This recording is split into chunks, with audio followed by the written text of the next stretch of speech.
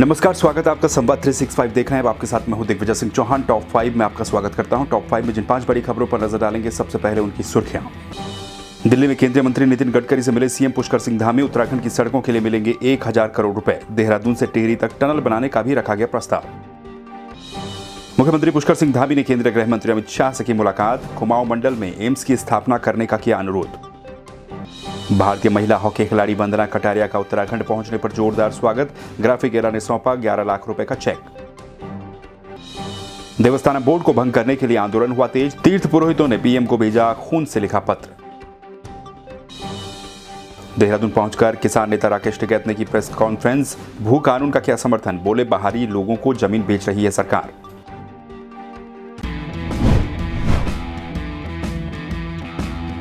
चलिए सबसे पहले बात कर लेते हैं टॉप स्टोरी में मुख्यमंत्री के दिल्ली दौरे को लेकर। दरअसल उत्तराखंड के मुख्यमंत्री पुष्कर सिंह धामी दिल्ली दौरे पर हैं। सवा महीने में तीसरी बार वो दिल्ली गए हैं। दिल्ली जाकर के उन्होंने कई केंद्रीय मंत्रियों से मुलाकात की। इस दौरान महत्वपूर्ण मुलाकात एक नितिन गडकरी के साथ भी उनकी हुई। केंद्रीय सड़क परिवहन मंत्री हैं नितिन गडकरी से मुलाकात उन्होंने की। इस दौरान उत्तराखंड की जो सड़कें हैं, उत्तराखंड के जो राष्ट्रीय राजमार्ग हैं, उनके लिए 1000 करोड़ रुपए और केंद्रीय सड़क अवस्थापना निधि में अतिरिक्त 300 करोड़ रुपए की राशि दी जाएगी। 1000 करोड़ रुपए नई सड़कों के लिए और जो 300 करोड़ रुपए हैं वो सड़कों के डामरीकरण के लिए, उनको ठीक करने के लिए, उनकी स्थितियों को सुधारने के लिए ये राशि दी जाएगी। ये बात इस बैठक में कही गई। मुख्यमंत्री पुष्कर सिंह धामी ने इस दौरान केंद्रीय मंत्री नितिन गडकरी का आभार भी व्यक्त किया। उन्होंने कहा कि प्रधानमंत्री और सड़क परिवहन मंत्री के नेतृत्व में उत्तराखंड में सड़कों को लेकर काफी ज्यादा काम हुआ है। सड़कों की स्थिति पहले से काफी ज्यादा सुधरी है उत्तराखंड में और इसी तरह से उम्मीद है कि आगे भी केंद्र सरकार अपना सहयोग देती रहेगी। इस दौरान केंद्रीय सड़क परिवहन मंत्री नितिन गडकरी ने भी यह आश्वासन दिया कि उत्तराखंड के लिए किसी भी चीज की कमी नहीं होने दी जाएगी। उत्तराखंड में सड़कों के लिए या फिर जो तमाम योजनाएं हैं उनके लिए जो भी सहायता होगी वो केंद्र सरकार की तरफ से की जाएगी। इसके साथ ही नितिन गडकरी ने यह भी कहा कि राज्य की प्रत्येक आवश्यकता को पूरा किया जाएगा। उत्तराखंड में रोपवे और केबल कार के लिए भी सहायता दी जाएगी।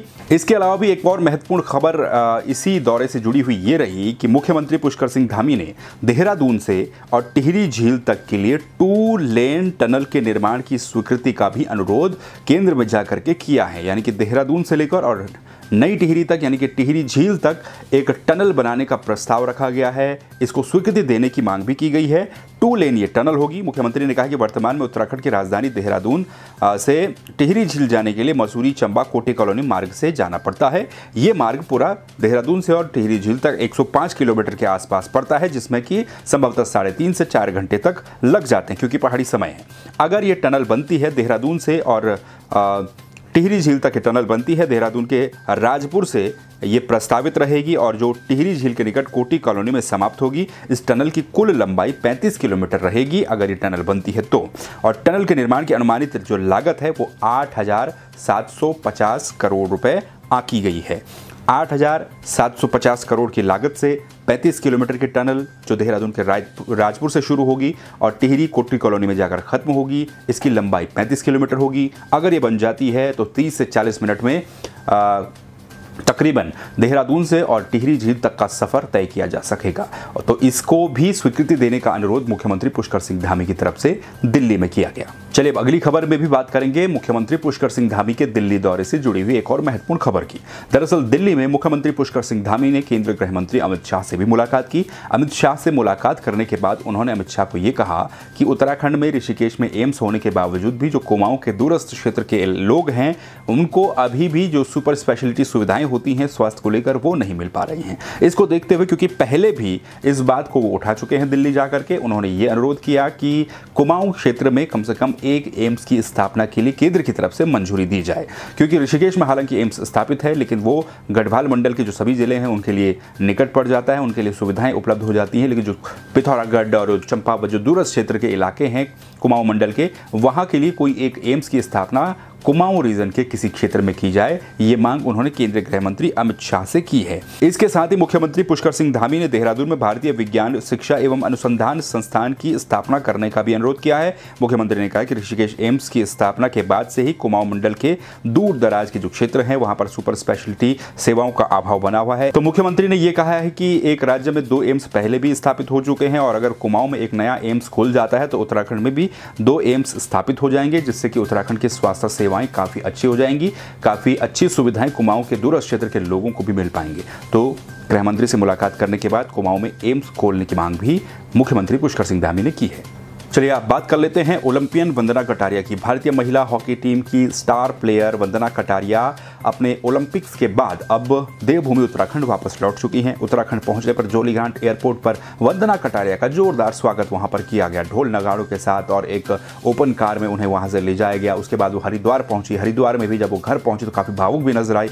घर पर भी उनका स्वागत किया गया और कई लोग वहां पर पहुंचे। बीजेपी के प्रदेश अध्यक्ष मदन कौशिक वहां पर पहुंचे। इसके बाद वंदना कटारिया का एक कार्यक्रम देहरादून में था, ग्राफिक एरा यूनिवर्सिटी में। ग्राफिक एरा यूनिवर्सिटी क्योंकि पहले ही ये घोषणा कर चुकी थी कि वो वंदना कटारिया को 11 लाख रुपए की प्रोत्साहन राशि देंगे, इसके अलावा उनका सम्मान भी करेंगे। तो ग्राफिक एरा यूनिवर्सिटी के सम्मान समारोह में वंदना कटारिया पहुंची, जहां पर जो ग्राफिक एरा एजुकेशन ग्रुप के अध्यक्ष हैं डॉक्टर कमल घनसाला और राखी घनसाला, इन्होंने शॉल उड़ाकर स्मृति चिन्ह देकर हॉकी प्लेयर वंदना कटारिया का स्वागत वहां पर किया, उनका सम्मान किया, उन पर फूलों की बारिश वहां पर की गई। इसके साथ ही जो घोषणा ग्राफिक एरा की तरफ से की गई थी, उस घोषणा को पूरा करते हुए ग्राफिक एरा यूनिवर्सिटी ने वंदना कटारिया को 11 लाख रुपए का चेक भी सौंपा। साथ ही उन्होंने ग्राफिक एरा यूनिवर्सिटी के ब्रांड एम्बेसडर के तौर पर वंदना कटारिया को बनाए जाने की बात भी कही। तो यानी कि वंदना कटारिया का स्वागत सम्मान ग्राफिक एरा यूनिवर्सिटी में किया गया। 11 लाख रुपए का चेक जो कि कहा गया था यूनिवर्सिटी की तरफ से, वो उन्हें दिया गया। कॉलेज का ब्रांड एम्बेसडर बनाने की बात वहां पर कही गई और फूलों से बारिश वंदना कटारिया के ऊपर की गई। इस दौरान उन्होंने ये भी कहा कि वंदना कटारिया ने देश का नाम और उत्तराखंड का नाम विश्व पटल पर रोशन किया है। बेहद शानदार हॉकी का प्रदर्शन उन्होंने ओलंपिक्स गेम में किया है। इसके लिए वंदना कटारिया की जितनी तारीफ की जाए उतनी कम है। बात अब उत्तराखंड चारधाम देवस्थानम बोर्ड की। उत्तराखंड चारधाम देवस्थानम बोर्ड को लेकर विरोध प्रदर्शन लगातार जारी है। केदारनाथ में लगातार ये विरोध प्रदर्शन और क्रमिक अनशन वहां पर लगातार जारी है। इसी बीच चारधाम देवस्थानम बोर्ड के खिलाफ तीर्थ पुरोहितों ने अब आंदोलन को और तेज कर दिया है। आपको बता दें, देवस्थानम बोर्ड को भंग करने के लिए केदारनाथ के तीर्थ पुरोहित संतोष त्रिवेदी ने खून से पत्र लिखकर प्रधानमंत्री नरेंद्र मोदी को भेजा है। इस पत्र में उन्होंने तीर्थ पुरोहितों की रक्षा के लिए यथाशीघ्र देवस्थानम बोर्ड को भंग करने की मांग की है। उन्होंने ये भी लिखा है कि सनातन धर्म की पौराणिक परंपराओं के साथ छेड़छाड़ किसी भी दशा में बर्दाश्त नहीं किया जाएगा। तो बुधवार को भी केदारनाथ में तीर्थ पुरोहितों ने नारेबाजी कर जुलूस निकाला। केदार सभा के अध्यक्ष विनोद शुक्ला के नेतृत्व में तीर्थ पुरोहितों का ये प्रदर्शन, ये क्रमिक धरना लगातार 58वें दिन भी जारी रहा। उन्होंने देवस्थानम बोर्ड को भंग करने की मांग की है और अगर ऐसा नहीं होता है तो आंदोलन तब तक जारी रखने की बात भी कही है। आपको बता दें कि 16-17 तारीख के बाद एक प्रदेशव्यापी प्रदर्शन तीर्थ पुरोहितों की तरफ से किया जाएगा, जैसा कि हम आपको कल भी बता चुके हैं। लेकिन उससे पहले भी लगातार विरोध प्रदर्शन जारी है। तो दूसरी तरफ जो देवस्थानम बोर्ड से जुड़े हुए जो पदाधिकारी हैं, जो कि बीजेपी के सदस्य भी हैं, उन लोगों के भी इस्तीफा देने का सिलसिला लगातार जारी है। तो चारधाम देवस्थानम बोर्ड को भंग करने की मांग लगातार तेज हो रही है। इसी के चलते खून से लिखा हुआ पत्र भी प्रधानमंत्री नरेंद्र मोदी को भेजा गया। ये कहा गया है कि तीर्थ पुरोहितों के हित को देखते हुए, उनकी रक्षा को देखते हुए तत्काल इस बोर्ड को भंग किया जाए। चलिए बात कर लेते हैं किसान आंदोलन की। दरअसल किसान आंदोलन को और भी ज़्यादा धार देने के लिए, और भी ज़्यादा तेज करने के लिए किसान नेता राकेश टिकैत उत्तराखंड पहुंचे। उत्तराखंड पहुंच करके देहरादून में उन्होंने प्रेस वार्ता की। इस दौरान जो भारतीय किसान यूनियन टिकैत ग्रुप है, उसके कई नेता, किसान नेता वहां पर मौजूद रहे। इस दौरान प्रेस कॉन्फ्रेंस करते हुए राकेश टिकैत ने यह कहा है कि आगामी 5 सितंबर को मुजफ्फरनगर में होने वाली महापंचायत में उत्तराखंड से भी किसान शामिल होंगे और करीब 5000 किसान समर्थन देने वहां पर पहुंचेंगे। इस दौरान जो भारतीय किसान यूनियन टिकैत ग्रुप है, उसके जो पदाधिकारी हैं उनको भी वहां पर जिम्मेदारी दी गई। नए जो पदाधिकारी हैं उनको वहां पर नियुक्त किया गया।